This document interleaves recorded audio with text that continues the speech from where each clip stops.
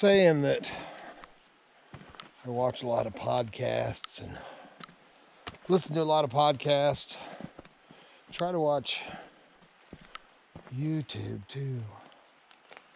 But one of the shows, man, I know a lot of, I kind of have a love-hate relationship with him myself. But that is old Joe Rogan. Let me tell you something about old Joe. His since he got that, what was it, 40 million bucks and move over to Spotify. That's a cool rock. Oh, that's way cool, dude. Let's check it out. I'm gonna carry that back for you. Please. It's only 2 miles. But old, since old Joe went over to Spotify, his, man, he used to have some good stuff. You know, man, occasionally still has a few when he does them, because he spaces them out now, because Spotify he has no set schedule or nothing, you know. He's too big time now. But, since he's moved over to Spotify and moved down to Austin, I think he's in Austin. I know he's in Texas. Pretty sure he's in Austin. He's trying to put together a comedy club and all this. He's really not having, I mean, dude, like 90%. I need to get a stapler right there. Listen. Put a stapler. Dude, like 90% of his guests these days are comedians. Hold on, I gotta put it together. Anyway, so back to old Joe Rogan. Yeah, he's not far left. He's a left. He actually goes back and forth. His political views really don't bother me, man, because like I've said 5 trillion times on here, I'm not a Republican and I'm not a Democrat. I'm an American. So I'm going to vote for whoever the hell I think is going to do the best job for our country. It's not the guy in office right now, I guarantee it. But anyway, dude, all these, I ain't trying to get political. One of the things, you know, about all the comedians and stuff, so he's doing all that, you know, basically trying to get people down there for his comedy club, you know, it's all about Joe. You know, Joe Rogan is his own biggest fan. That is for sure.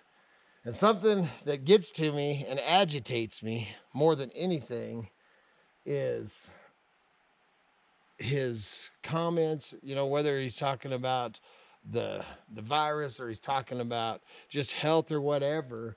He's always talking about people that are overweight and need to exercise and take vitamins and all this because it's Joe Rogan.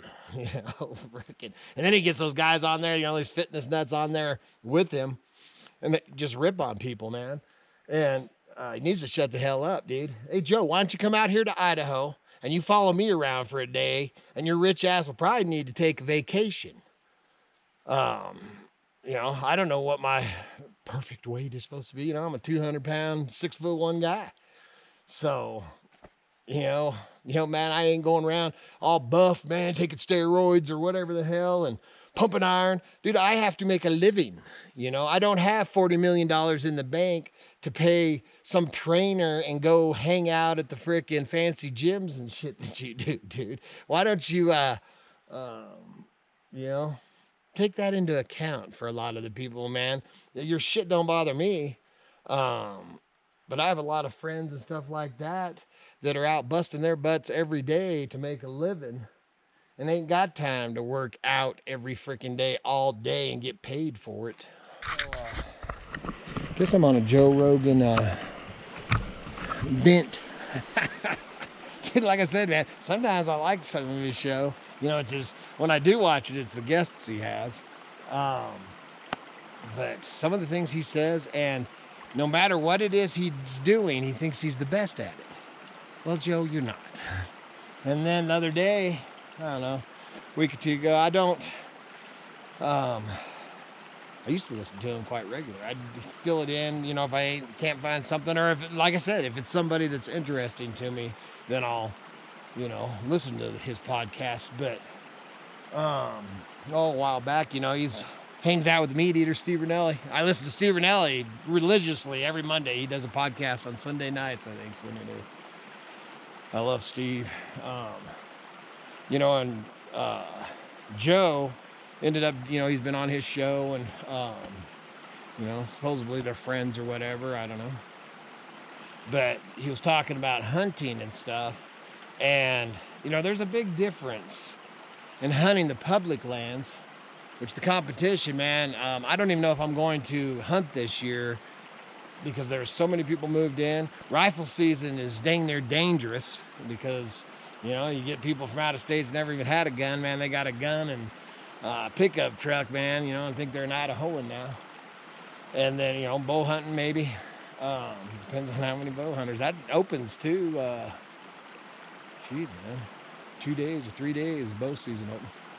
Then it gets crazy up here, and then they start cutting the fences and shit. But anyway, Joe, you know, he pays, you know, I don't know what the hell he pays, man, 5-10 grand to go out and hunt private property, man. It's kind of like the Texans that moved in here that bought not a property in Idaho, they bought a piece of Idaho. And they're trying to start these big, you know, elite, because that's, man, Joe will tell you, man, he's elite. And, dude, I've watched that guy since, you know, back in the Fear Factor days. I always liked Joe, and sometimes I still do a little bit.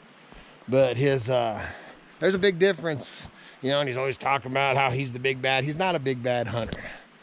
You know, he's paying to go out there. He may be hoofing the mountains and stuff, but, dude, I hoof these mountains every day. So that's it. That's about it on that. It just, some of the things, he just agitates me.